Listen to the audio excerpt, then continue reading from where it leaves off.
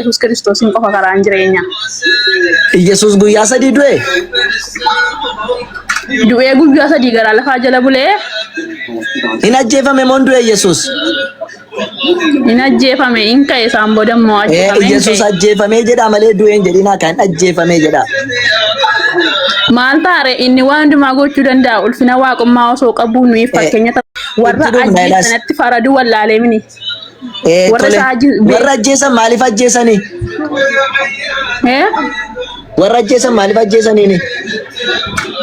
Sababoonni ilma waaqayyoo ta'ee fi ajjeesaniif. Dhugaa moo? Gorabbiin. Mee akka jedhaan agarsiistaa laata? Sababa ilma waaqayyoo ta'eef ka jedhu.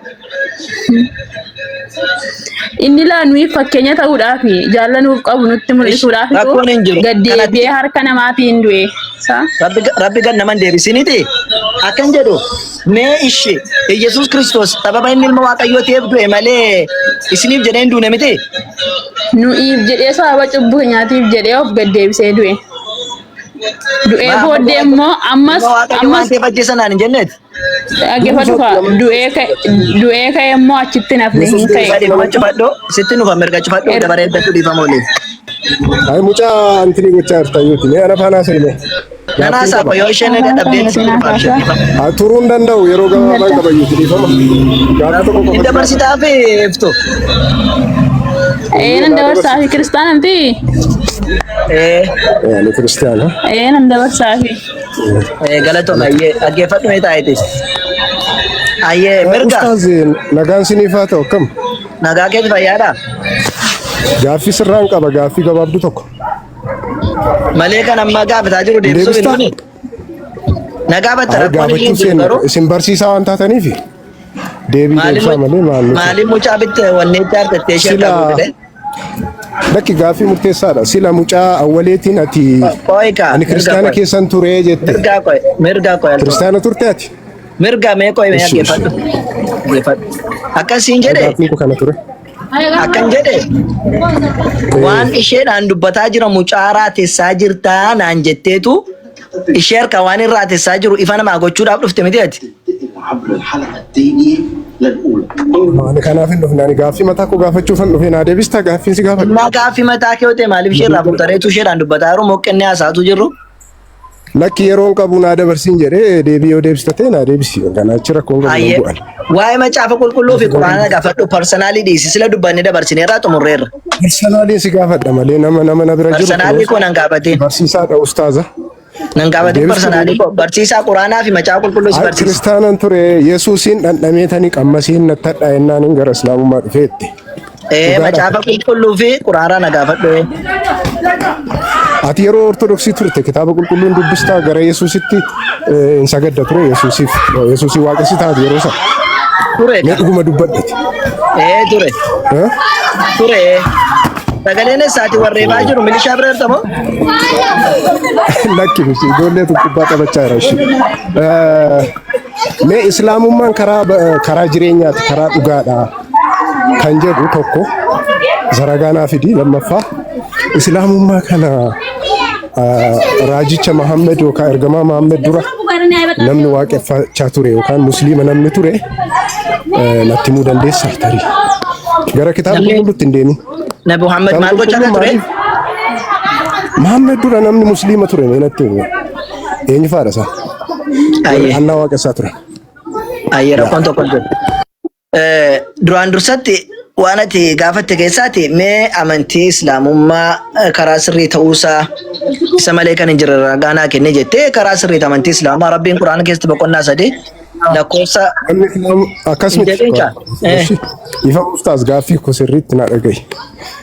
Islaamummaan karaa jireenyaati karaa jireenya bara baraatti argatanidha kan jedhu yookaan immoo namni Allaatti amanu Muhammaditti namni amanu jireenya bara bara argata kan jedhu isan si gaafadhe. Si kennaaf shirakoon hin jiru maarree geeffadhu ka suma si kennu be. Islaamummaa malee jireenyi ka biraadhaa hin jiru kana jette islaamummaa malee jireenyi hin jiru ragaan kee maalennaa boqonnaa 3 lakkoofsa 81 irraa kaafteedhaa dubbiste maal jedhaa namni islaamummaadhaan ala amantaa biraadhaa barbaade irraa fudhatama hin qabu jedhe. سيقاله وهو في الآخرة إني قافة قيادو ما نمنا من تسلام مالي برباده ورّا خسار الراتي سنجده إسلام مان كرات جنة قلن أمنتي دوغا قفني إسا تأوساتي دبتا جود خبرا ربتنا من أماني وكين الله تكنا ماني jireenya bara argataa jireenya bara jechuun I think jannata jechuudha yoo ndoo garuu dhaban sirriitii usaamina karaa sirrii ta'uu isaan gaafannaan namni islaama jireenya bara argata kan jedhu maaliif amma mucaan sila ayye isa sii kenna rakkoon hin jiru ayye hadiisa sahih muslim dhibba lamaa fi tokko irratti sahih muslim hadiisa sahih muslim irratti maal jedhan ergama rabbi sallallahu alaihi wasallam la yadkhulul jannata illa nafsun muslim jedhani lubbu muslima taate malee lubbuun tokko jannata galtoodhani kanaafu muslima malee jannata galu hin jiru lubbu muslima taate malee muslima ka galto jannata ka galto hin jiru jedhani kanaafu jannata galu ibidda gaannam seenaa tarii suratu maariyaam irraa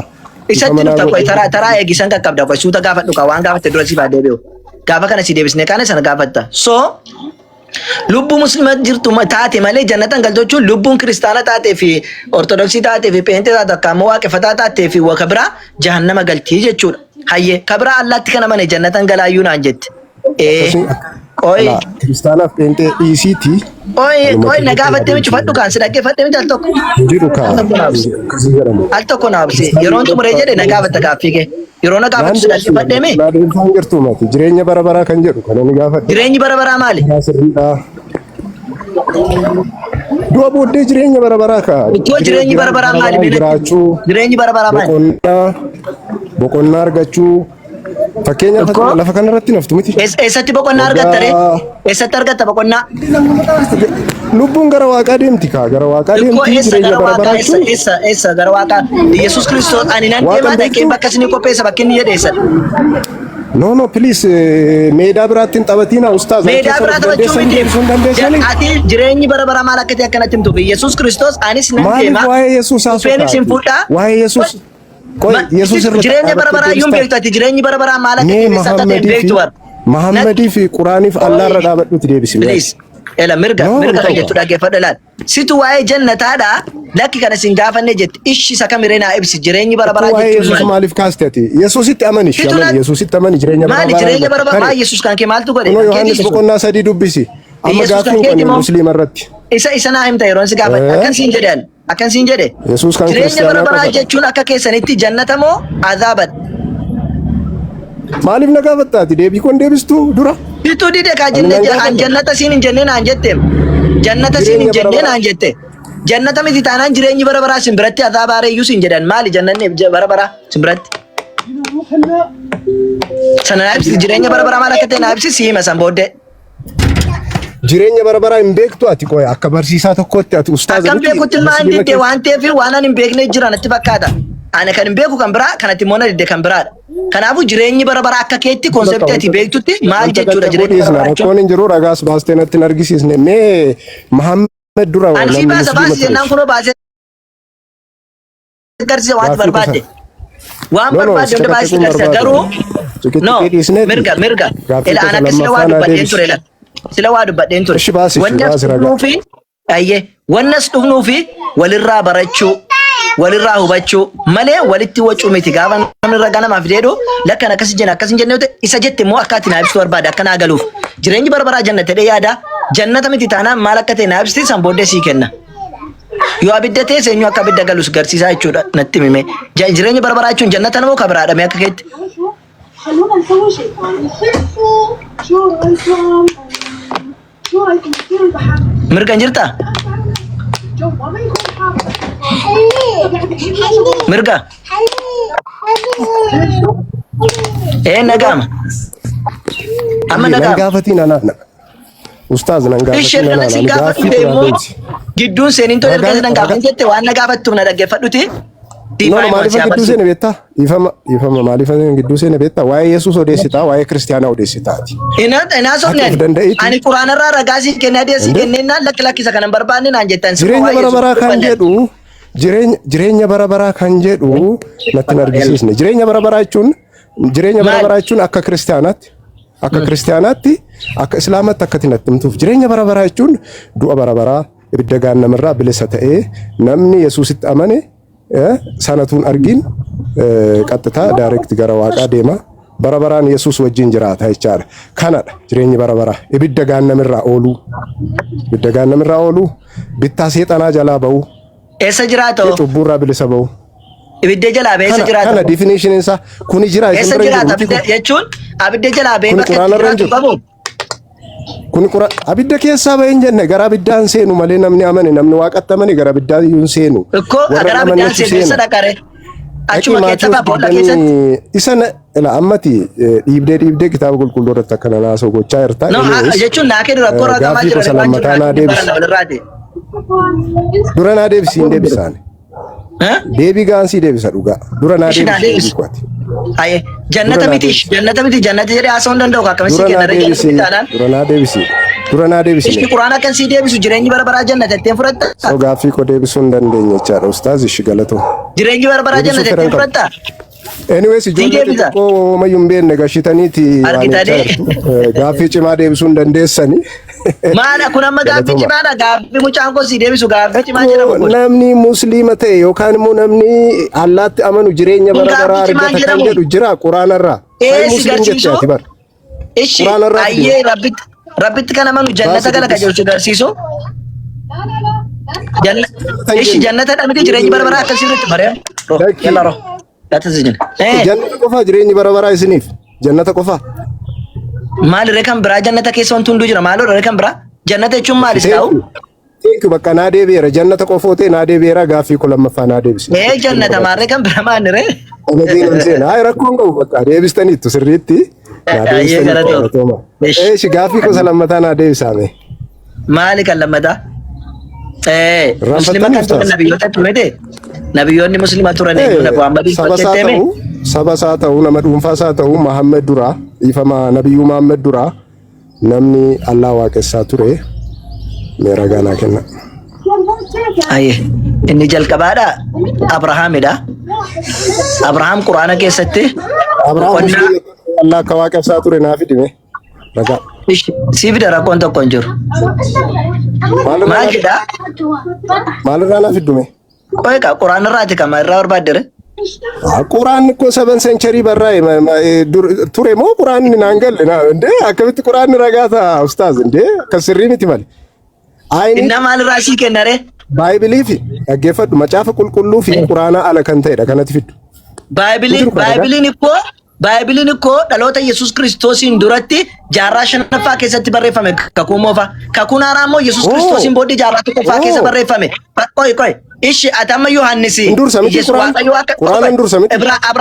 Abrahaam waaqayyo waaqeffataa ture akka kiristaanaatti waaqni Abrahaam waaqesse Allah ta'uu isaa ragaa naaf hidmeeti rakkoon hin jiru kan ko didaarta quraana didaarta waan ta'eef kan keessi gaafata Abrahaam waaqayyo waaqesse moo miti maaliif handidaan inde naa deebisin jechaa ragaa quraana keessaan barbaadu naan jetteem quraanni is the latest no yoo dabar ishi latest yerugate macaafni keessoo latestidha okay your bible is the latest document macaafni kee latestidha waaqeffadhu sittima bible dhiisi isu daata kaala kun madaamatti ati akka nama madaa qabu macaafa sodaata macaafa sodaata akka nama madaa qabu amaluma keessaniif yoo kitaaba qulqulluun qaban haasa'uu hin dandeessan baay'ee kana rakkoon keessan this is your problem by the way ati ko ilaale macaafa akka nama madaa qabu kiristaanaa dhaabattanii quraana sin baqatta musliima please ishi galatoome nagaan naa ture nagaan fudhan wajan barbaadu nama waa barsiisu waan ta'eef ishee kana dhaggeeffadhu jettee dhuftee garuu amma jiru mucatti amma iftu wallaggaa addisi gochaan jira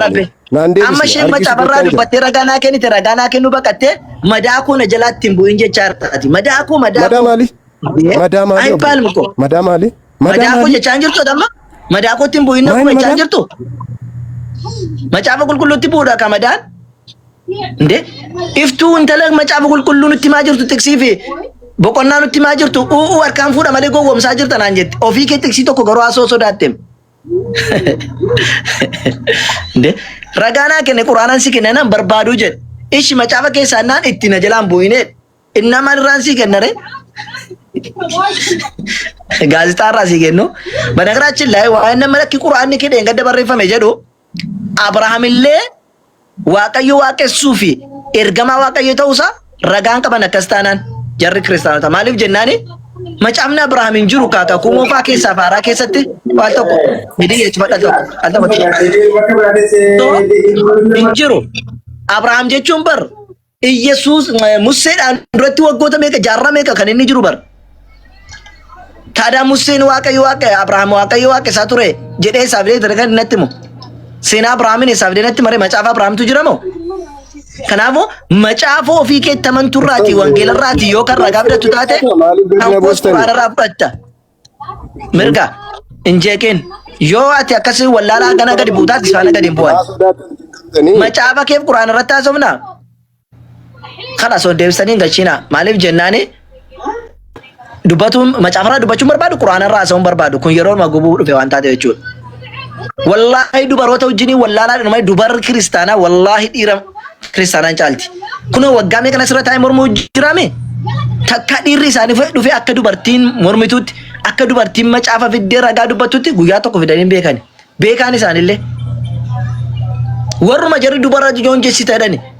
isheen amma seenti tiksishan jaanatti nimne as naan jettee natti maa turteef isheen inni garuu tiksi tokko natti nimne amma garuu hin joon jessitaani jedhe kan joon jessidha ishee miti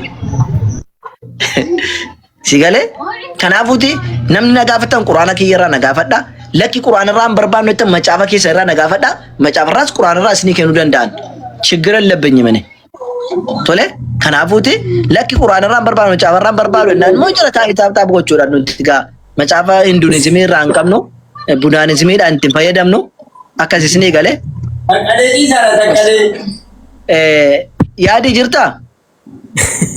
Biyya sun ustaaza shaadaa jedhee ture isa sana jalaa baasame. Yaadii dha mitire? Yaadii dhuma kabiraatti fakkaatu.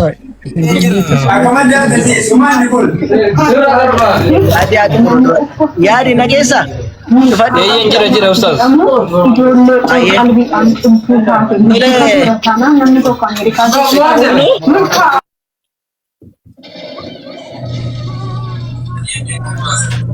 Itu fufuraan tokko Sini akan ture bari sini mau satu kurtan yang cuma. Dhiirama rakkoon hin jiru. Itti fufnu moo siif hin mijaa ture?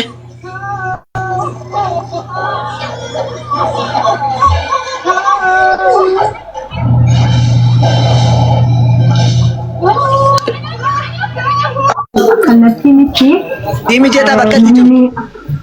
Amma tiko mija duruga. Karaarra si wayya malee hojii isaas mijatu karaarra dhaabbachuu wayya malee. Bakka taa'ee rakkoon hin jiru. Yoo si mijate karaarra achi gadi bee guyyaa waan ta'eef himtuu hin jiru.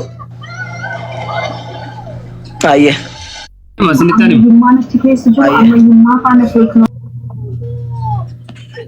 Ayyee akka shaada nama qabsiisnu sin beekta waan ta'eef itti qophaa'e kottu. Ennu iftu jirta? Jira. Ayyee dhiifama nan beeka sirraa fuudhee akkasitti jeeqee ba'e. Lakki dandeettii haasaati malee kunoo jeequmsa hin qabu. Namni tokko dandeettii haasaa qaba tokko hin qabu. Ishi nama macaafarraa ragaan fudhadhu quraanarraas ragaan fudhadhu jedhee akkam fudhatame? Kun hubannoo namaati malee amantii kanatu kufaadha kanatu kaa'aadha nama jechisiisu qaba.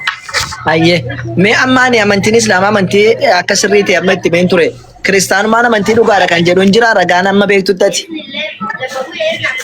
Nuyi Yesuus Kiristoositti amannaa anatti kan amanu jireenya bara baraa qabaadha. Isatti waan amannuu fi amantii kiristaanaa amantii sirriidha jennee itti amanna nuyi isuma amma dhuguma karaa dhugaanis. Ragaan hin jira saniif? Jira. Isti amantiin kiristaanaa amantii sirriidha kan jedhu agarsiisime. Kiristaana jedhee barreeffamee jiru nuyi kiristaana miti warri kiristaanaa gooftaa Yesuus Kiristoositti amanna saa.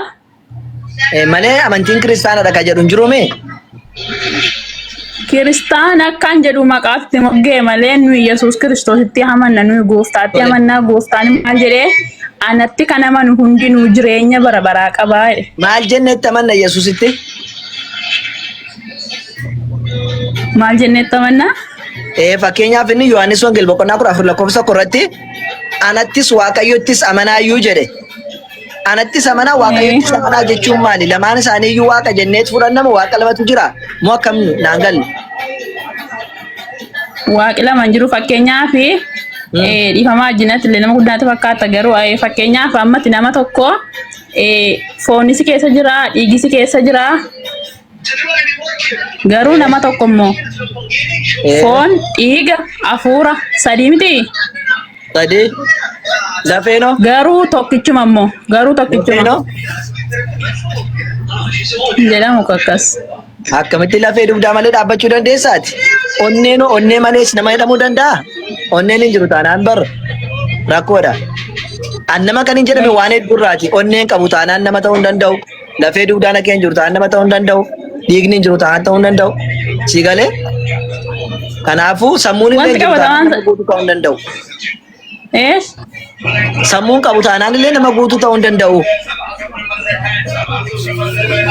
Anatti kan amanu hundinuu jireenya bara baraa qaba isa jedhu nuyi isumatti amanna. Yesuus maal jennee amanna ree jedhe barsanoo maal jennee amanna? Fayyisaa kooti dhuguma waaqaaf lafa guutee jira gooftummaan hundinuu waaqaaf lafa irratti anaaf kennameera. Anatti kan amanu hundinuu jireenya bara baraa qaba jedhe waan ta'eef nuyi isumatti amanna. Eenyutu gooftummaa kenneefi waaqaaf lafa irratti? Eenyutu gooftummaa kenneefi ofii isaatii iyyuu gooftaadha. Gooftummaa isaatiin naa kenname hin jenne kam? Naa kenname lafaa fi dachirratti gooftummaan isaa kenname naan hin jenne? Abbaatu kenneef ka. Abbaan sun eenyu? Dhaggeeffadhu abbaa ilmaa kana hafuura qulqulluu sadan waaqa tokko sadan isaaniiyyuu tokkuma akkuma nama siin jedheedha. Sadii tokko moo sadiidha itti dhufna kan hin jedhan abbaan sun eenyu waaqa moo namadha abbaan? Waaquma. Okey innis waaqa miti? Ilmis waaqa? Maal gaafachuu barbaaddeetti maal gaafachuu barbaadde karaa salphaa. Karaa salphaa fakkeenyaaf innis abbaanis waaqa taanaa ilmis waaqa taanaan lachoo waaqa waaqni inni guddaa waaqa xiqqoodhaaf aangoo kenne jennamoo waaqatu waaqaaf aangoo kenne jennare? Waaqayyo waan hundumaa gochuu hin danda'a si galee. Gochuu hin danda'u hin jenneem. Waaqayyo isa guddaatu xiqqoodha aangoo kennemoo? Moo waaqayyo isa aangoo qabutu isa aangoo hin qabne kennemoo? Akkamiin aangalleedhaan gaaffiin koo?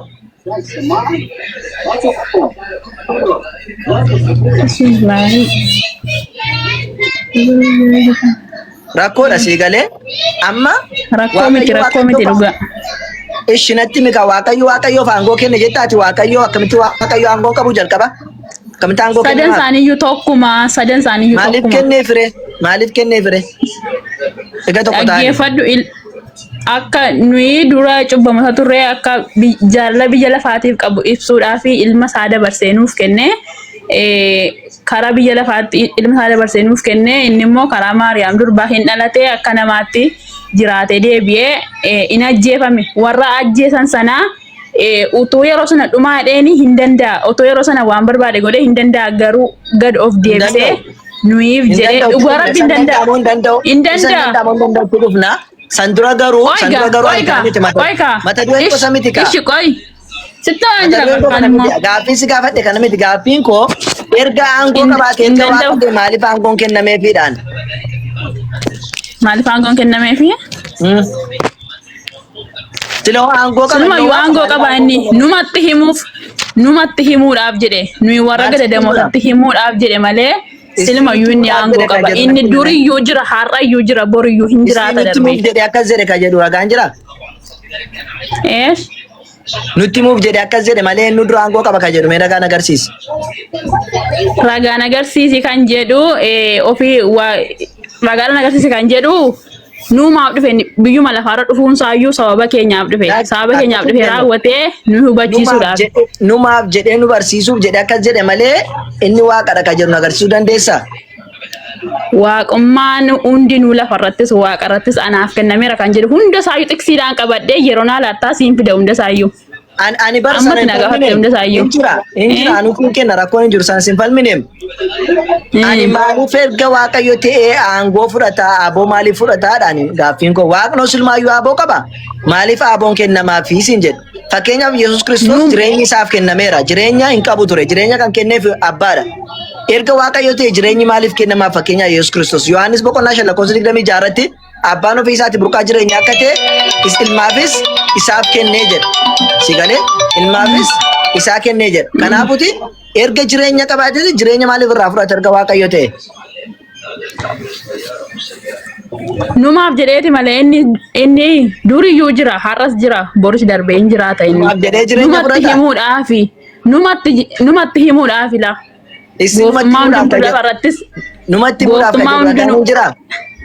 Gooftummaan hundinuu lafarrattis waaqarrattis anaaf kennameera. Darbee immoo kan hin cuubamneef kan hin amanne mootummaa abbaa kootti hin galu kan jedhu siin dubbisa. Kan hin amanneef kan anatti namanneef kan hin cuubamne mootummaa abbaa kootti gonkumaa hin galu. Sanatti dhufna jedhe bar. Sanatti dhufna. Ana kan siin jedhe nutti muudhaaf jedheetu wanni jedhamu kana isaa fiddee siin jedhan. Silumayyuu qoyi nutti nuuf mini kan inni biyya waaqarraatii ergamee karaa dubaraa gaddeebi'ee dhalatee fi waa hunda nutti muudhaaf miti. Nu barsiisuudhaaf miti gara ofiisaatti nu fudhachuudhaaf miti. Inni silumayyuu haadha isaa keessaa dhalate malee gara haadha isaa keessaa minaamin jedhamu hin dhufe wanti jedhamu hin jiru hin dhalate inni sila haadhuma isaa keessaa malee. Inni lakki raajamaatu dhalate malee zim jedhee akka mucaa namaatti dhalanne Yesuus Kiristoos. Raajamaatu dhalate karaa Isaayyaasiin raajamaatu dhalate deebi'e. Isaayyaas malee zim jedhee. Waama Yesuus Kiristoos. Dhaggeeffadhu kaastiin maatii jira maalii waan hin jirre sitti naasawwani dhugaa rabbiidhaan guyyaanaa qabda hundasaa dhaqsiisaatiin feesitti hima. Eeshi bakka amma gaafa qabattu toodhisne wayyu amma akkasumatti haasaa jiraatte fakkeenyaaf raajamaa fi ture jettee nuuf jedhe akkas dubbatettee waan ragaan qabaanne raajamaa ture waan ta'eef takka waan Yesuus Kiristoos ani nagarre raajii inni dubbatame. Dhugaa Waaqayyooti raajamaa ture. Fayyisaan hin dhufa. Fayyisaan hin dhalata karaa dubaraa jedhee raajamaa ture. Maariyaam otoo dhiira bira hin gayin hafuura qulqulluudhaan ulfoof